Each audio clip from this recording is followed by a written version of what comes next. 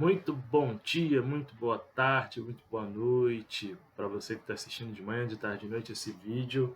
Tudo bom com vocês, galerinha do sétimo ano?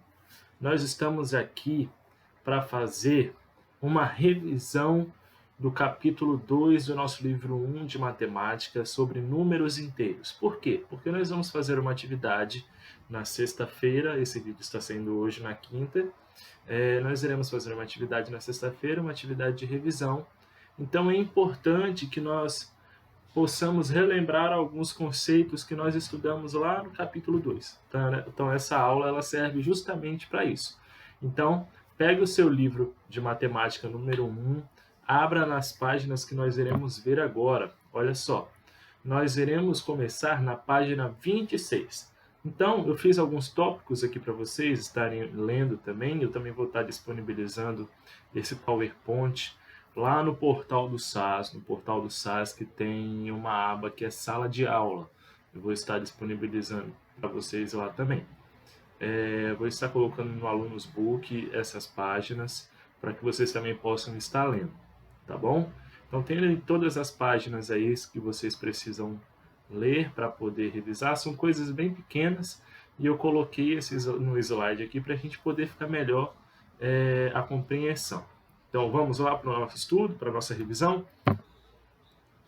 Primeiro nós estamos falando sobre números inteiros. E o primeiro tópico do capítulo de números inteiros é números positivos e negativos. Nós estamos trabalhando isso no conteúdo de números racionais, no nosso capítulo 6, e nós vemos muito. E o conceito diz assim, é uma forma de classificar a maior parte dos números que você verá em seus estudos matemáticos. É separá-los em positivo e negativos. E agora nós vamos ver como nós podemos classificar e como que nós podemos usar. Nós temos aqui um exemplo de um termômetro. E esse termômetro ele possui o zero e possui números negativos e números positivos. Nos números naturais, nós sabemos que é composto somente por números positivos. Agora, nos números inteiros, nós iremos acrescentar os números negativos. Por exemplo, nós estamos vendo aqui, que a temperatura ela está em mais 15 graus Celsius. Significa que ela está acima de zero. Então, todo número que estiver à direita do zero é positivo. E todo número que estiver à esquerda do zero é negativo. Como nós temos aqui que ele está à esquerda do zero, que significa que ele está com menos 15 graus abaixo de zero. Tudo bem? E nós vamos ler aqui, organizando as nossas ideias, para nós termos um conceito melhor.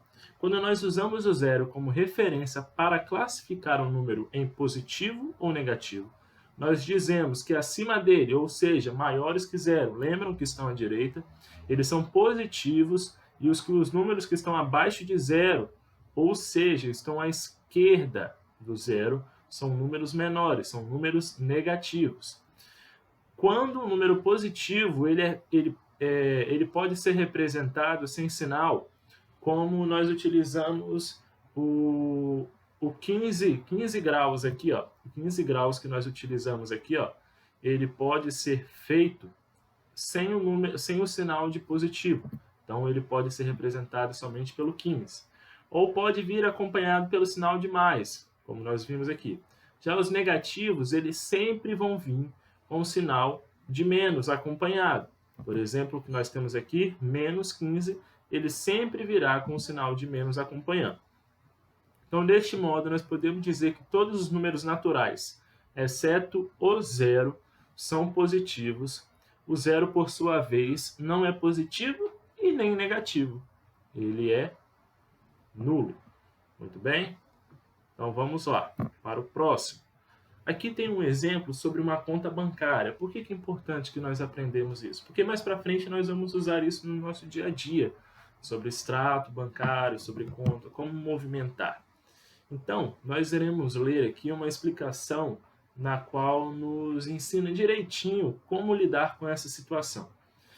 Você já deve ter escutado alguém de sua família utilizando termos ou expressões financeiras, certo? Como na leitura de um extrato bancário, em uma conversa com o gerente de um banco. Por isso, é muito importante que nós conheçamos o vocabulário em diversos contextos da educação financeira. Nós vamos ver a seguir algumas expressões que são utilizadas no meio financeiro, tá bom? Então é muito importante você aprender essa parte. O saldo. O saldo é a situação financeira de uma pessoa em determinado dia e horário. Um saldo positivo, ele indica que a pessoa possui dinheiro. Já um saldo negativo, a pessoa está quebrada, está zerada, está em dívida com o banco. O que é o débito?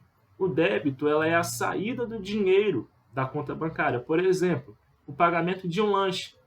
Quando vocês ou o pai de vocês vão pagar um lanche, o carinha do caixa pergunta: no crédito ou no débito? Alguns falam no crédito, outros falam no débito. Então, isso que serve a função débito. A função débito, ela ocorre quando o valor de uma compra realizada no cartão, ela é debitada automaticamente no saldo. Ou seja, quando você pagou ali no cartão, você inseriu o cartão na maquininha e falou, eu quero no débito, esse valor já é descontado automaticamente do saldo que tem disponível na sua conta, tá bom? Quando você fala no crédito, mais para frente você vai pagar essa conta, tá bom? E olha só, pagamento de conta é a saída do dinheiro utilizado, por exemplo, no pagamento de uma fatura de telefone, ou de energia, ou de água, de internet. E a fatura é um documento mensal que ele indica a soma de todos os valores que foram gastos com aquele cartão na função de crédito. Lembra que nós falamos do crédito? Sempre quando nós utilizamos o cartão de crédito, no final vem uma fatura para que nós possamos pagar. E esse documento é utilizado também para determinar a data em que esses gastos devem ser pagos e para providenciar o pagamento em caixas eletrônicos e site de banco. Sempre quando nós compramos alguma coisa, vem uma fatura, vem um boleto para a gente poder pagar. O crédito é a entrada de dinheiro na conta bancária, como cartão do salário de recebimento de uma transferência bancária, tudo bem? O depósito são quando nós vamos até o banco e colocamos dinheiro no banco ou na nossa conta, por meio de um cheque ou por meio do dinheiro mesmo, em papel. E o saque, quando nós vamos sacar, nós vamos retirar o dinheiro da nossa conta bancária. Tudo bem? Entendido essa parte? É muito importante que nós possamos entender para lidar com situações do dia a dia. Então vamos adiante. Agora nós estamos vendo também no capítulo 6 sobre modo ou valor absoluto de um número. O que é um modo? Matematicamente, o valor absoluto de um número é chamado de módulo e é dado pela distância entre o número e a posição. Então, nós sabemos que o módulo é a distância entre dois números. Dessa forma, nós dizemos que o módulo de mais 8 é 8 e que o módulo de menos 12 é 12, porque está indicando a distância. O mais 8 ele está à direita do zero. Então, nós andamos 8 casinhas até chegar no 8. Então, quer dizer que é um 8 positivo. E o menos 12, ele está 12 casinhas, 12 unidades do zero. Então, 12 é um número positivo. Não existe distância negativa. E o símbolo, sempre quando nós vamos usar o módulo, quando se pede para calcular o módulo, são duas barrinhas, olha, na vertical. Por exemplo, o módulo do número menos 3, ele pode ser representado assim, ó. Módulo, nós vamos ler essas duas barrinhas, de menos 3, que equivale a 3. Veja outros exemplos. Olha aqui, ó. O módulo de menos 6 é igual a 6. Viu? O módulo de mais 8 é igual a 8. O módulo de menos 453 é igual a 453 positivo. E o módulo de 0 é 0. De modo geral, todo número, seja positivo ou negativo, sempre terá um módulo positivo. Certo? Vamos adiante. Números opostos ou simétricos. Nós também vimos há pouco tempo no nosso capítulo 6 de números racionais. Ó, dizemos que dois números eles são opostos ou simétricos quando possuem o mesmo módulo. Viu?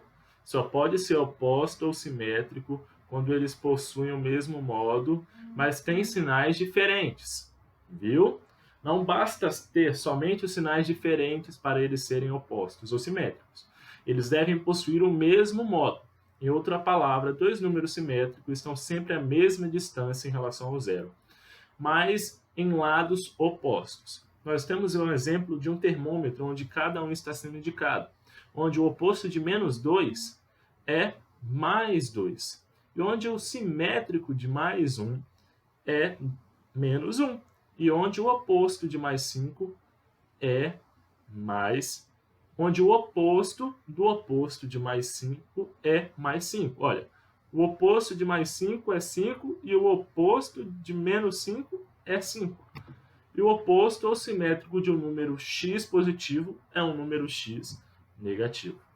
Vemos uma nota aqui, ó, o zero é o único número que é seu próprio oposto. Lembrem-se disso. Conjunto dos números inteiros. Agora nós vamos utilizar dois sinais. Esses sinais de cruzinha aqui, que significa o mais, e o sinal de tracinho, que significa o menos. Eles antepostos a um elemento, ou seja, colocado antes de um número, que formam um conjunto dos números naturais. Lembra, o conjunto dos números naturais são todos os números positivos. E agora, o conjunto dos números inteiros, ele tem uma adição dos números negativos após o zero. Então, os conjuntos dos números inteiros, eles reúnem os números inteiros positivos e os números inteiros negativos e o zero. Como acontece em todos os conjuntos numéricos, seus elementos compartilham uma característica comum. Não possuem partes fracionadas, então as frações não exatas não entram aqui. Tudo bem? Então aqui nós temos o menos 4, menos 3, menos 2, menos 1 e 0, e o mais 1, mais 2, mais 3 e mais 4, que são pertencentes ao conjunto dos números inteiros, que é representado por essa letrinha aqui que parece um Z. Tudo bom? Vamos adiante. Ainda temos mais algumas características dos números inteiros. Alguns subconjuntos dos números inteiros possuem denominações especiais e serão úteis nos próximos estudos. Olha só. Inteiros não nulos, eles possuem um asteriscozinho em cima do lado do Z. Quem são os inteiros não nulos? São os que não possuem o zero, que é o menos 3, menos 2, menos 1, mais 2 e mais 3. Os inteiros positivos, eles não possuem o zero e possuem um sinalzinho aqui, ó, de mais embaixo. São todos os positivos a partir do zero. Não possui o zero, então é 1, mais 2 e mais 3. E nós temos os inteiros não negativos. Esse já possui o zero, que é o 0, 1, 2 e 3. Agora nós temos os inteiros negativos. Eles não possuem o zero, ou seja, começa do menos 1, menos 2, menos 3 adiante. Agora nós temos os inteiros não positivos. Esse possui o zero. Tá bom? Nós estamos vendo também sobre os números racionais as mesmas características deles aqui, ó. Basicamente as mesmas características. Vamos adiante. Nós também representamos os números inteiros numa reta numérica. Olha, a representação dos números inteiros numa reta numérica, ela é feita de forma similar à representação dos números naturais. Então, ou seja, que nós já vimos nos números naturais, nós vamos representar igual aqui nos números inteiros, só que nós vamos acrescentar os números positivos. Primeiramente, nós vamos adotar um ponto de início. Esse ponto de início sempre será chamado zero, porque ele é a nossa referência, certo? No número natural, nós acrescentávamos 0, 1, 2, 3, 4, 5 e em diante, todos os números positivos. Agora, nos números inteiros, nós vamos representar os números positivos, que pertencem à classe dos números naturais, e também os números negativos. Nós vamos ver também que os números que estão à direita do zero são os números positivos, que nós já falamos, e os que estão à esquerda do zero são os números negativos. Tá bom?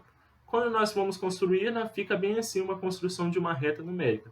Olha só, fazendo a construção desta forma, teremos à direita mais 1 associado ao primeiro ponto, que é o mais próximo ao zero. Depois vem mais 2, que é o segundo, mais 3, que é o terceiro, e assim sucessivamente. À esquerda serão associados nessa ordem. Menos 1, primeiro ponto, mais próximo do zero, menos 2, menos 3, e assim sucessivamente. E vejam só que todos os números que estão compostos na reta numérica, ele é chamado de abscissa do ponto a que ele corresponde, certo? Então, esses pontos aqui nós chamamos de abscissa. Nós temos também a comparação de números inteiros, como nós estamos vendo aqui, nós vemos também nos nossos números naturais, que é bem simples e bem fácil de entender a comparação. Para comparar dois números, por exemplo, A e B, a partir da disposição de uma reta numérica, basta observar. Se o A ele estiver à direita de B, então o A é maior do que B, certo? Caso contrário, se A estiver à esquerda de B, ou seja, então B ele é maior do que A. E A é menor do que B, tudo bem? E também é muito importante analisar os sinais, tá bom? Quando você analisa os sinais, você tem uma resposta mais correta. Adição e subtração na reta numérica, que também é muito simples. Veja, temos uma simples explicação. Nós podemos interpretar a adição numa reta numérica e a subtração como se fosse uma caminhada em cima da reta. A adição, nós vamos caminhar para a direita, e a subtração, nós vamos caminhar para a esquerda. E assim nós teremos os valores que são desejados. Vocês têm mais exemplos no livro de vocês, algumas imagens e algumas atividades que vocês já fizeram, e vocês podem estar olhando.